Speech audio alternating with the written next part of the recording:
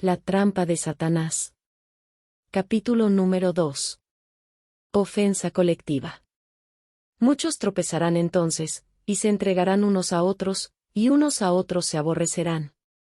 Y muchos falsos profetas se levantarán, y engañarán a muchos, y por haberse multiplicado la maldad, el amor de muchos se enfriará.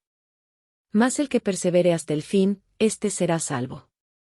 Mateo 24, 10 al 13. En este capítulo de Mateo, Jesús está presentando las señales del fin de esta era. Sus discípulos le preguntaron, ¿cuál será la señal de tu venida? La mayoría de las personas está de acuerdo en que estamos en el tiempo de la segunda venida de Cristo. Es inútil tratar de señalar con exactitud el día de su regreso. Solo el Padre lo sabe. Sin embargo, Jesús dijo que reconoceríamos el tiempo, y es ahora. Nunca antes hemos visto tanto cumplimiento profético en la Iglesia, Israel y la naturaleza. Así que podemos decir confiadamente que estamos en el periodo de tiempo del que Jesús hablaba en Mateo 24. Observemos una de las señales de su inminente regreso. Muchos se ofenderán, de acuerdo a la versión inglesa. No serán unos pocos, no serán algunos, serán muchos. Primero debemos preguntarnos, ¿quiénes son los ofendidos, los que tropezarán? ¿Son cristianos o simplemente personas que viven en nuestra sociedad? Encontramos la respuesta cuando continuamos leyendo, y por haberse multiplicado la maldad, el amor de muchos se enfriará. La palabra griega que se traduce como amor en este texto es ágape. Hay varias palabras griegas que se traducen como amor en el Nuevo Testamento, pero las más comunes son ágape y filia. Filia es el amor que se tienen los amigos. Es un amor afectuoso y condicional.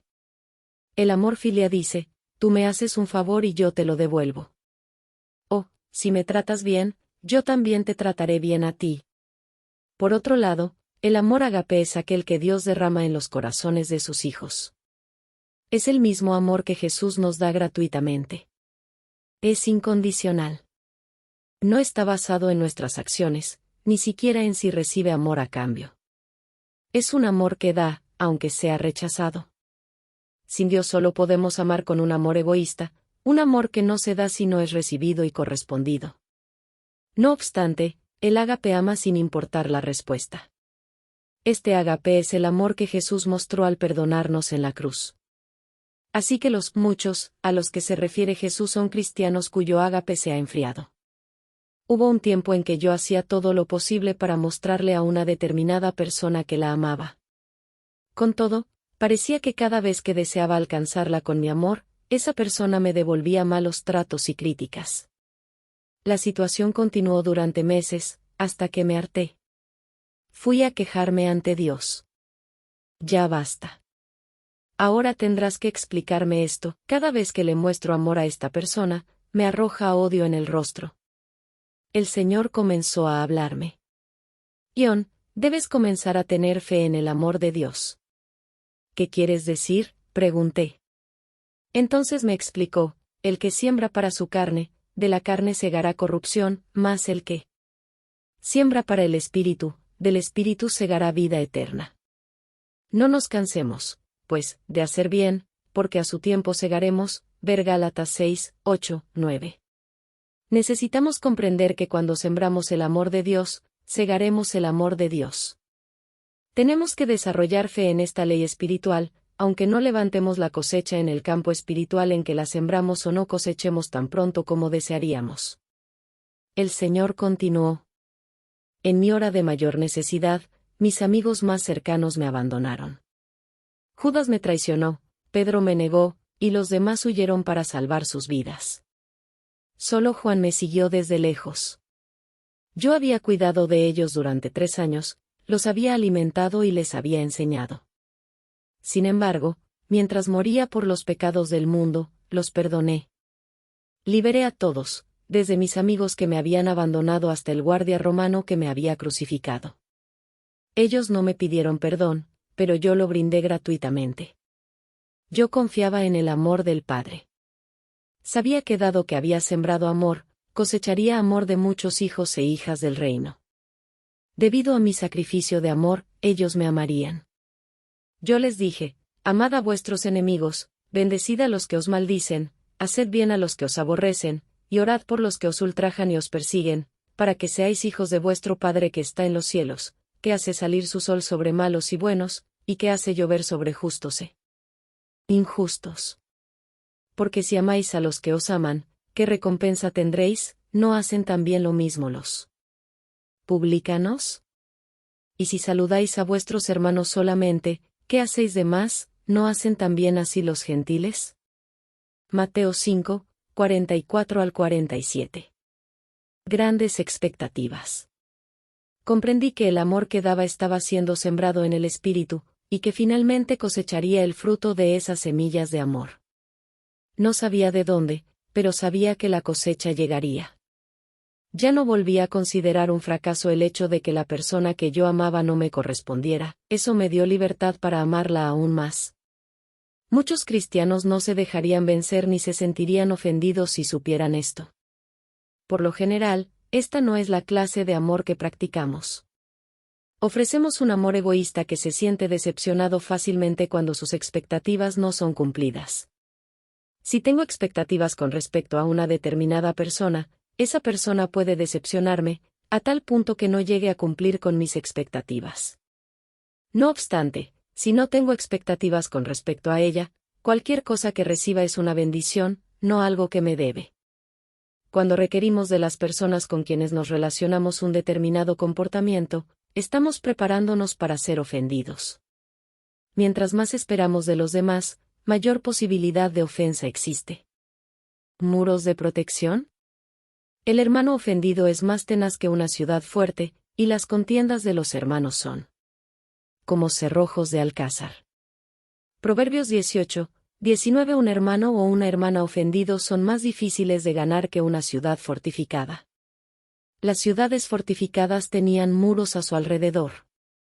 Estos muros eran los que aseguraban la protección de la ciudad. Mantenían fuera a los invasores y a las visitas indeseadas. Se estudiaba a cada persona que entraba.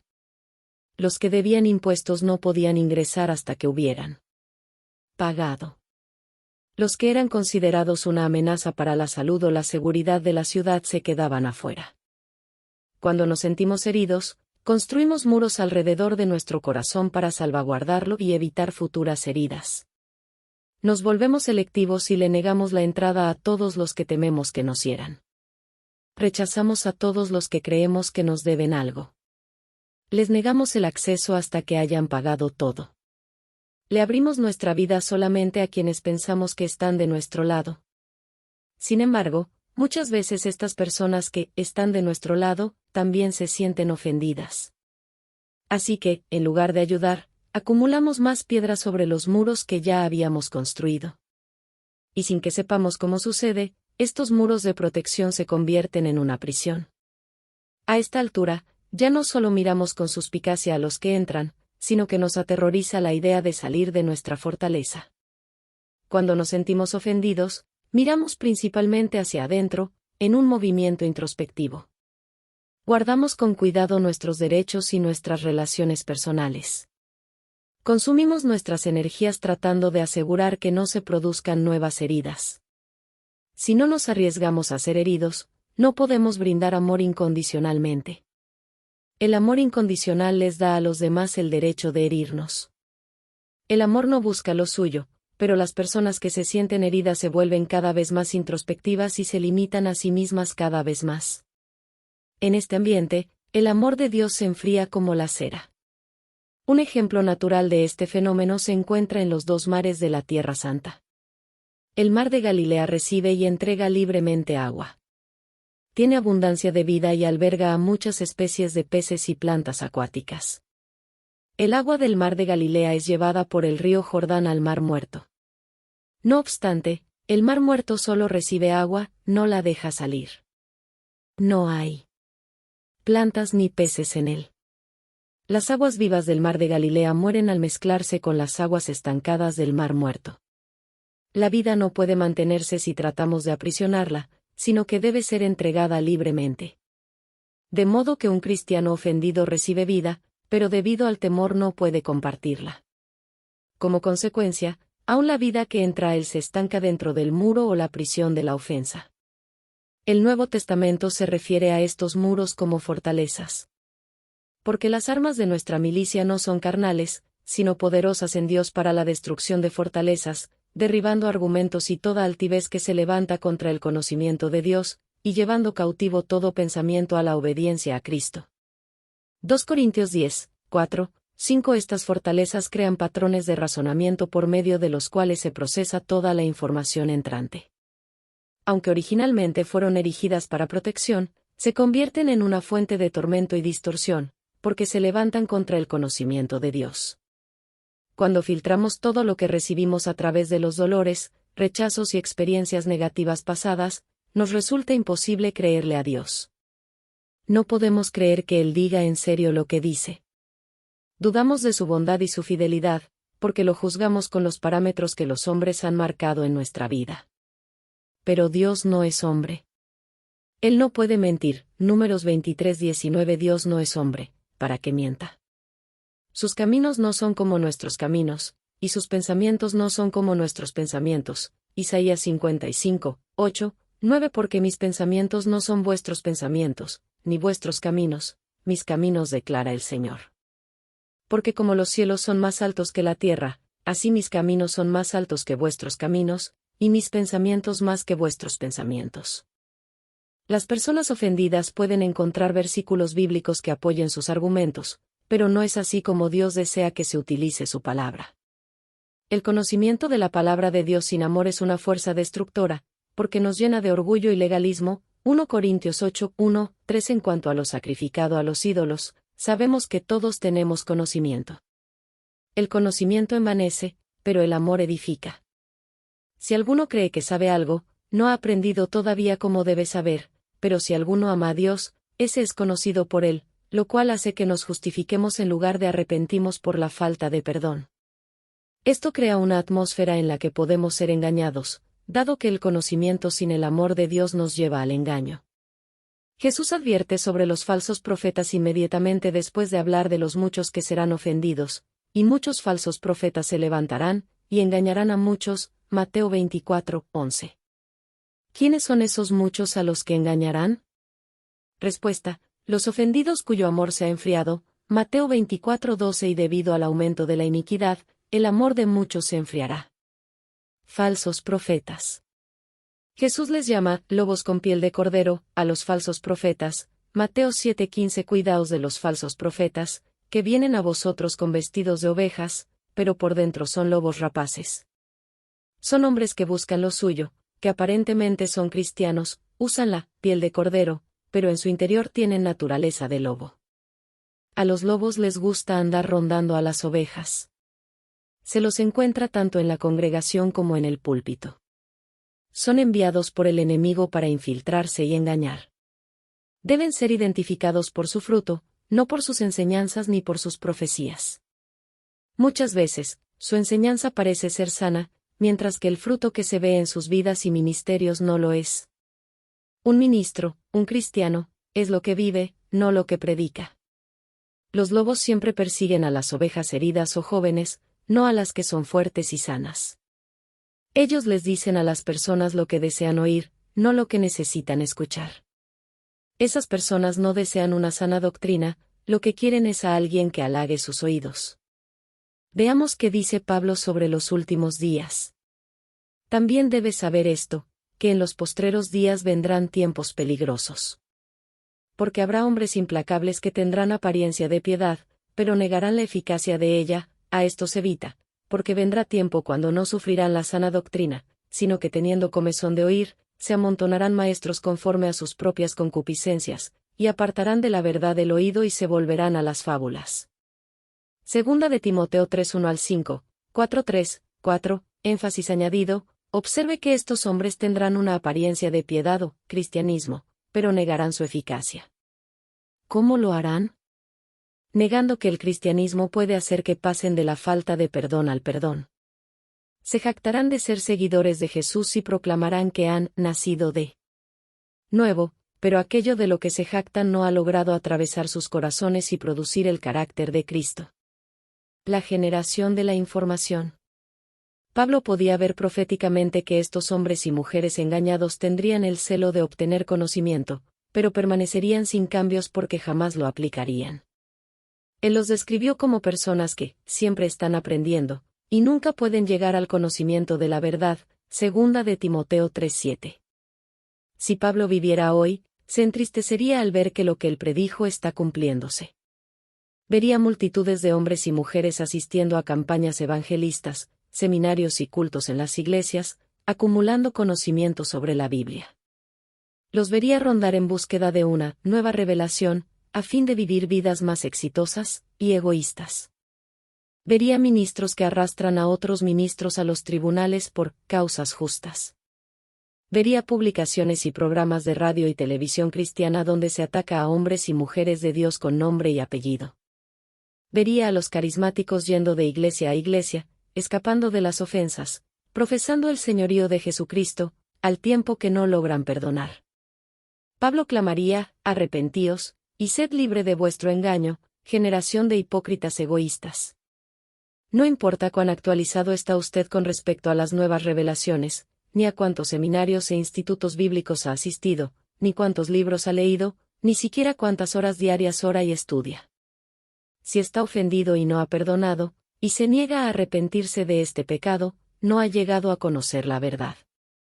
Está engañado, y confunde a los demás con su estilo de vida hipócrita. No importa cuál sea la revelación que tenga, su fruto cuenta una historia diferente. Se convertirá en una fuente de la que brota agua amarga que produce engaño, no verdad. Traición.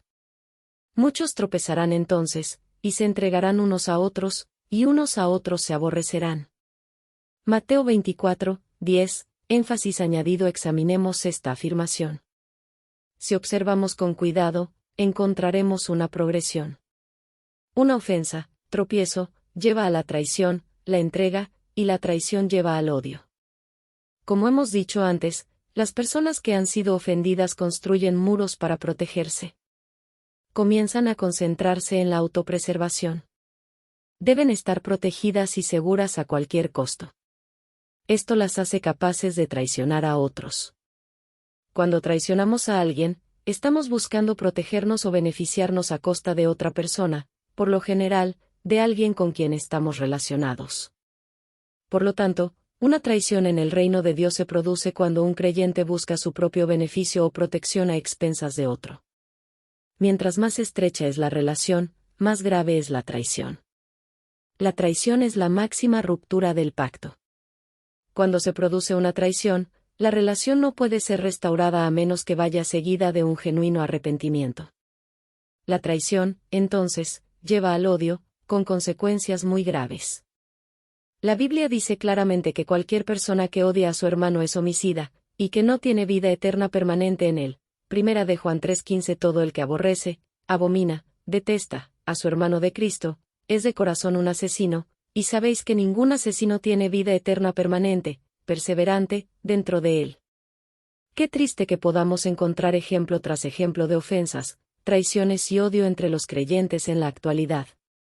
Es algo tan generalizado en nuestros hogares e iglesias que se le considera un comportamiento normal. Estamos demasiado adormecidos como para lamentarnos cuando un ministro acusa a otro frente al tribunal. Ya no nos sorprende que una pareja cristiana inicie un juicio de divorcio. Las divisiones en las iglesias son comunes y predecibles. Las políticas de los ministerios se definen como en el mundo. Se presentan como algo que responde a los mejores intereses del reino o de la iglesia. Los cristianos defienden sus derechos, asegurándose de que ningún otro cristiano se aproveche de ellos o los maltrate. Hemos olvidado la exhortación del nuevo pacto: ¿por qué no sufrís más bien el agravio? ¿Por qué no sufrís más bien el ser defraudados? Primera de Corintios 6:7. ¿Hemos olvidado las palabras de Jesús?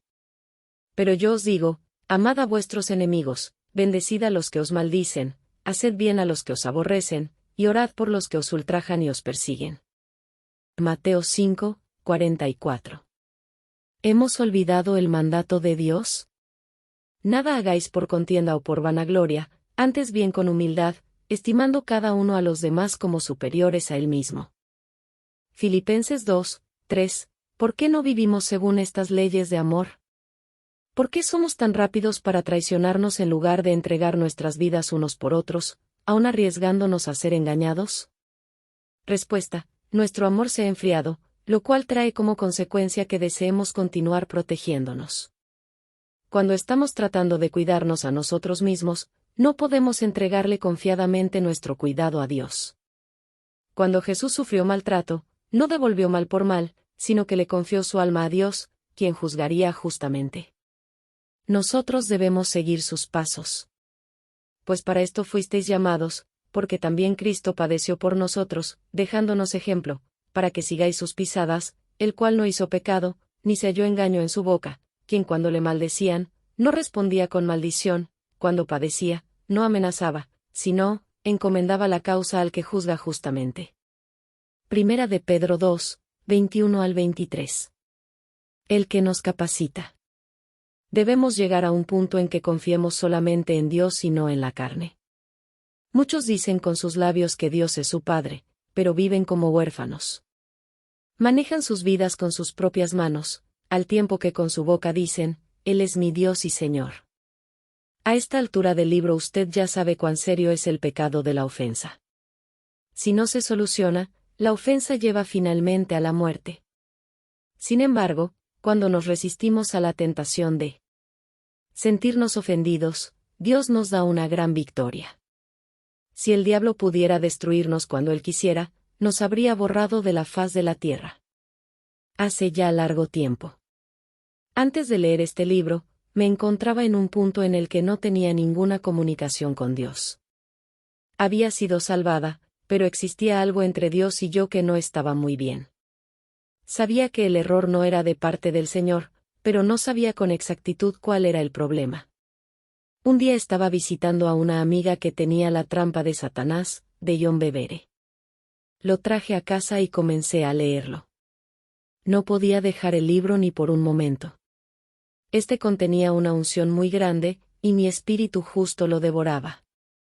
Cuando me encontraba casi a mitad del libro, de pronto me percaté de que aquello que estaba entorpeciendo mi relación con el Señor era precisamente un espíritu de ofensa. Se selloría.